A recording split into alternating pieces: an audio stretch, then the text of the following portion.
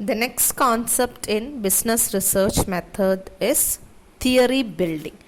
So what do you mean by theory building?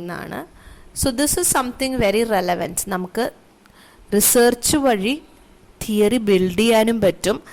Research base ചെയ്തിരിക്കുന്നത് research വഴി theory build ചെയ്യാനും പറ്റും. Research base ചെയ്തിരിക്കുന്നത് തിയറിയിലുമാണ്. So it means theory is important in case of research. So and the traditionally what do you mean by theory? Means നമുക്കറിയാം theory is some sort of phenomenയുടെ ഒരു explanation അല്ലെങ്കിൽ ഒരു concept അല്ലെങ്കിൽ some definition ഒരു basic idea, അതാണ് theory. അതിൻ്റെ ഓപ്പോസിറ്റാണ് practice, അല്ലേ? That is something which actually we do.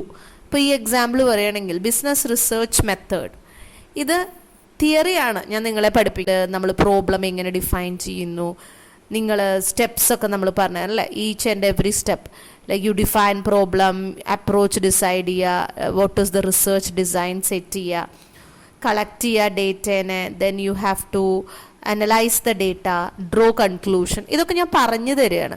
So all this things comes under theory. പക്ഷെ നിങ്ങൾ 6th സെമ്മിൽ practically when you do project നിങ്ങൾ ചെയ്യുമ്പോഴാണ് ഈ തിയറി നിങ്ങൾ എന്ത് ചെയ്യുന്നത്, പ്രാക്ടീസ് ചെയ്യണത്. ഈ എന്താണ് പ്രോബ്ലം ഡെഫിനിഷൻ എന്നും, എങ്ങനെയാണ് അപ്രോച്ച് എന്താണെന്നും, എങ്ങനെയാണ് ഒരു റിസർച്ച് ഡിസൈൻ എന്നും, ഇതൊക്കെ നിങ്ങൾ മനസ്സിലാക്കുന്നതും ചെയ്യുന്നതും നിങ്ങളൊരു പ്രോജക്റ്റ് ചെയ്യുമ്പോഴാണ്. സോ അതാണ്, that's basically the difference between theory and practice. So ഒത്തിരി ഡെഫിനിഷൻ ഉണ്ട്. കെർലിംഗറിൻ്റെയാണ് ആദ്യത്തെ definition. So according to him, theory is defined of interrelated constructs, definitions and proposition that present a systematic view of phenomena by specifying relationship among variables with the purpose of explaining and predicting the phenomena. ഇതിൽ ഒരു കാര്യം നമുക്ക് മനസ്സിലാവും, theory is something related to ഒരു phenomena. ഒരു example പറയാണ്, photosynthesis. നമ്മൾ ചെടികൾ ഭക്ഷണം ഉണ്ടാക്കണ പ്രോസസ്സ് ഫോട്ടോസിന്തസിസ്, അതൊരു ഫിനോമിനയാണ്, അല്ലേ? അല്ലെങ്കിൽ അതുപോലത്തെ ഒരു ഫിനോമിന. അപ്പം അതിൻ്റെ ഒരു തിയറി എന്ന് പറയുന്നത് എന്താണ്? A set of Inter related construct അല്ലെങ്കിൽ കോൺസെപ്റ്റ് അല്ലെങ്കിൽ ഡെഫിനിഷൻസ് അല്ലെങ്കിൽ പ്രിപ്പോസിഷൻ. ഒരു സെറ്റായിട്ടുള്ള ഇന്റർ റിലേറ്റഡ് ആയിട്ടുള്ള കോൺസെപ്റ്റുകളോ ഡെഫിനിഷനുകളോ പ്രിപ്പോസിഷൻ അസംഷനുകളോ അല്ലെങ്കിൽ നമ്മുടെ ഒരു സജഷൻ സിസ്റ്റമാറ്റിക് വ്യൂവിൽ പ്രസന്റ് ചെയ്യാണ്. എന്തിനു വേണ്ടിയിട്ടാണ്? Why are we presenting with a view, systematic view of phenomena, ഒരു ഫിനോമിനയുമായി റിലേറ്റഡ് ആയിട്ടുള്ള ഒരു സെറ്റ് ഓഫ് കോൺസെപ്റ്റ്സോ കൺസ്ട്രക്ട്സോ ഡെഫിനിഷൻസോ പ്രിപ്പോസിഷൻസോ നമ്മളൊരു സിസ്റ്റമാറ്റിക്കലി പ്രസന്റ് ചെയ്യാണ്. എങ്ങനെയാണ് പ്രസന്റ് ചെയ്യുന്നത്? By specifying relationship among variables. തമ്മിലുള്ള ആ ഫിനോമിനയിൽ വരുന്ന പല കോൺസെപ്റ്റ്സുകളും തമ്മിലുള്ള ബന്ധം എക്സ്പ്ലെയിൻ ചെയ്തുകൊണ്ട്, with the purpose of explaining and predicting the phenomena. ആ ഫിനോമിനേനെ മനസ്സിലാക്കാനും നമുക്കതിനെ കുറിച്ചിട്ട് പ്രെഡിക്റ്റ് ചെയ്യാനും, നാളെ അതെങ്ങനെയായിരിക്കും എന്ന് പ്രെഡിക്റ്റ് ചെയ്യാനും പറ്റുന്ന തരത്തിലാണ് നമ്മൾ കൺസ്ട്രക്ട്സും കോൺസെപ്റ്റ്സും ഡെഫിനിഷൻസും പ്രിപ്പോസിഷൻസും ഒക്കെ ഇന്റർ റിലേഷൻ നോക്കി പ്രസന്റ് ചെയ്യുന്നത് എന്ന് പറയാം. So theory means you will have A phenomena. ആ ഫിനോമിനേനെ എക്സ്പ്ലെയിൻ ചെയ്യാൻ വേണ്ടിയിട്ട് you will have so many Inter related constructs ഉണ്ടാവും, ഡെഫിനിഷൻ ഉണ്ടാവും, പ്രിപ്പോസിഷൻസ് ഉണ്ടാവും ആ ഫിനോമിനയുമായി റിലേറ്റഡ് ആയിട്ട്. സോ അതിൻ്റെ റിലേഷൻസ് സ്പെസിഫൈ ചെയ്യുന്ന തരത്തിൽ നമ്മളതിനെ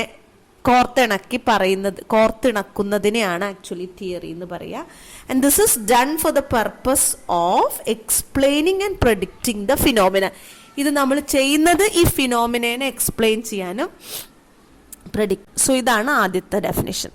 ദെൻ കാൾ ആർ പോപ്പർ പറയുന്നത്, theories are net cast to catch what we call the world, to rationalize, to explain and to master it. We endeavor to make the mesh ever finer and finer. അതായത് theories like a net, എന്തിന്? ആ നെറ്റിന്റെ ഉദ്ദേശം എന്താ? To catch what we call the real world. ശരിക്കുള്ള world എന്താണെന്ന് അറിയാൻ വേണ്ടിയിട്ട് നമ്മൾ അതിനെക്കുറിച്ച് മനസ്സിലാക്കാൻ നമ്മൾ ഉപയോഗിക്കുന്ന ഒരു നെറ്റാണ് തിയറി എന്നാണ് പറയുന്നത്. സോ ആ റിയൽ വേൾഡിനെ മനസ്സിലാക്കാൻ ഈ തിയറി എന്ന നെറ്റ് ഉപയോഗിക്കുമ്പോൾ നമുക്ക് റാഷണലൈസ് ചെയ്യാൻ പറ്റും. Why this is happening, you can add A logic, you can explain and you can master. So അതൊരു മെഷ് അല്ലെങ്കിൽ ഒരു അരിപ്പയാണ്. നമ്മൾ എപ്പോഴും അതിനെ ഇങ്ങനെ ഏറ്റവും വലിയ സംശയത്തിന് പോലും ഇടകൊടുക്കാത്ത രീതിയിൽ ലോകത്തിനെ മനസ്സിലാക്കാൻ വേണ്ടി ആ ഫിൽട്ടർ നമ്മൾ എപ്പോഴും എന്ത് ചെയ്യും? നമ്മൾ അതിനെ ഫൈനർ ആൻഡ് ഫൈനർ ആക്കും. അതായത് വലിയൊരു ഹോളാണ് ഈ അരിപ്പയ്ക്കെങ്കിൽ കുറേ കാര്യങ്ങൾ വേസ്റ്റുകൾ കുറേ ഉള്ളിലേക്ക് തന്നെ വരും. നേരെ വെച്ചാൽ വലിയൊരു ഗ്രാനൂള് പോലത്തെ ഒരു മെഷ് ആണെങ്കിൽ എന്താ, ഏറ്റവും അതിലും ചെറിയ സാധനങ്ങൾ മാത്രം അവിടെ എന്നിട്ട് ബാക്കിയൊക്കെ നമുക്ക് കിട്ടും. അപ്പം അതുകൊണ്ട് അത് എത്രയും ഷാർപ്പാക്കുകയാണ് നമ്മൾ ചെയ്യുന്നത്. ഇനി ബാക്ക്ട്രാക്ക് പറയണത് തിയറി യൂസസ് ലാംഗ്വേജ്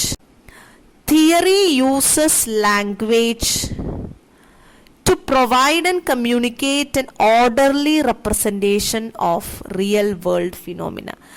റിയൽ വേൾഡിൽ നടക്കുന്ന കാര്യങ്ങളെ കുറിച്ച് മനസ്സിലാക്കാനുള്ള ഒരു ലാംഗ്വേജ് ആണ്, കമ്മ്യൂണിക്കേറ്റ് ചെയ്യാനുള്ള ഒരു ലാംഗ്വേജ് ആണ് തിയറി എന്ന് പറയുന്നത്.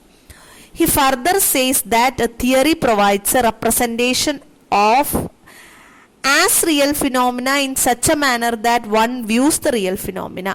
ഒരാള് ഒരു വസ്തുത എങ്ങനെ കാണുന്നോ ആ കാണുന്ന പോലെ ആയിരിക്കും അയാൾ. And does not get overwhelmed by entire complexity of ആ റിയൽ ഫിനോമിനയുടെ എൻറ്റയർ കോംപ്ലക്സിറ്റിനെ കുറിച്ചിട്ട് നമ്മൾ ബോധറാവില്ല. ഫോർ എക്സാമ്പിൾ പറയാണ്, ഒരു സാരി അതൊരു ത്രെഡ് വർക്ക് ചെയ്യാണ്.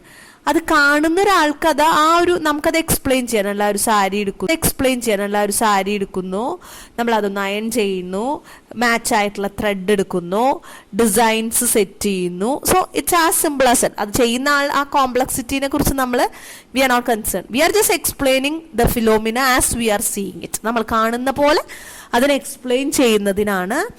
അതാണ് ഇനിയൊരു വെർഷൻ.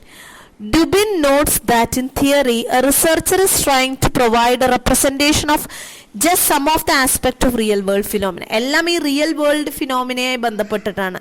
റിയൽ വേൾഡ് ഫിനോമിനയുടെ കുറച്ച് റെപ്രസെൻറ്റേഷൻ ആണ്, അതിനെ കുറിച്ചിട്ടുള്ള കുറച്ച് ആസ്പെക്റ്റിന്റെ റെപ്രസെൻറ്റേഷൻസ് ആണ് പല തിയറീസും തരാൻ ശ്രമിക്കുന്നത് എന്ന്.